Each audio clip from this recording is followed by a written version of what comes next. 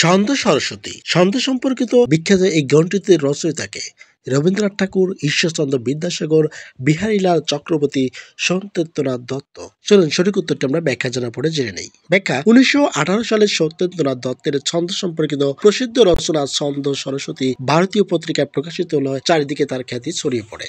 সাহিত্যে ছন্দের কারুকাজ, শব্দ ও ভাষার যথোপযুক্ত ব্যবহারের কৃতিত্বের জন্য রবীন্দ্রনাথ ঠাকুর কবি সত্যেন্দ্রনাথ দত্তকে ছন্দের জাদুকর নামে আখ্যায়িত করেছেন। সত্যেন্দ্রনাথ দত্ত কলকাতার নিকটবর্তী নিমতা গ্রামে 1882 সালে 11 ফেব্রুয়ারি তিনি জন্মগ্রহণ করেন। তিনি ছিলেন কবি ও ছন্দনিক। পিতা রজনীনাথ দত্ত ছিলেন কলকাতার বিশিষ্ট ব্যবসায়ী এবং পিতামহ অক্ষয় কুমার দত্ত ছিলেন তত্ত্ববোধিনী পত্রিকার সম্পাদক। সত্যেন্দ্রনাথ দত্ত ছিলেন ভারতীয় পত্রিকা গোষ্ঠীর অন্যতম বিশিষ্ট কবি।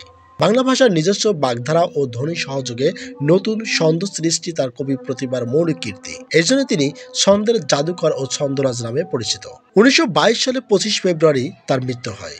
তার মৃত্যুর পরে রচিত সত্যেন্দ্র প্রয়াণ কবিতা কাজী নজরুল ইসলাম লিখেছেন। অন্যদিকে বিহারীলাল চক্রবর্তী আধুনিক বাংলা গীতিকবিতার অন্যতম পুরোধা এবং রবীন্দ্রনাথের কাব্যগুরু হিসেবে পরিচিত। ঈশ্বরচন্দ্র বিদ্যাসাগর বাংলা গদ্যের সুললিত শব্দবিন্যাস, পদবিভাগ ও জ্যোতিষ সন্নিবেশে সুবদ্ধ ও শিল্প গুণান্বিত করে তোলেন। বাংলা গদ্য প্রবাহ সমৃদ্ধির জন্য তিনি উচ্চ বচন, ধ্বনিতরঙ্গ ও অনতিলক্ষ্য ছন্দ স্রোত সৃষ্টি করেন। সেই হিসেবে সঠিক উত্তরটি হচ্ছে সত্যেন্দ্রনাথ দত্ত।